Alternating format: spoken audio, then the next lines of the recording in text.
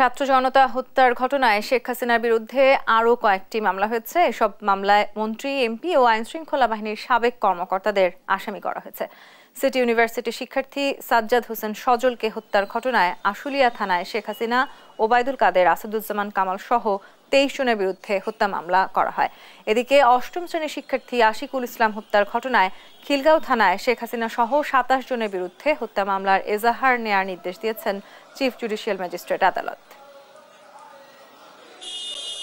19 বছর বয়সী টেক্সটাইলের student city ইউনিভার্সিটির এই ছাত্রটি হত্যাকাণ্ডের শিকার হয়, পুলিশের গুলিতে নিহত হয়। বিজ্ঞ আদালতে তার যে ডেথ সার্টিফিকেট এই উপরন্তু ফিরিস্তি সহকারে দাখিল করলে হুজুর আদালত সন্তুষ্ট হয়ে এই মামলাটি সংশ্লিষ্ট থানাকে এফআইআর হিসেবে গ্রহণ করার জন্য নির্দেশ প্রদান করেন।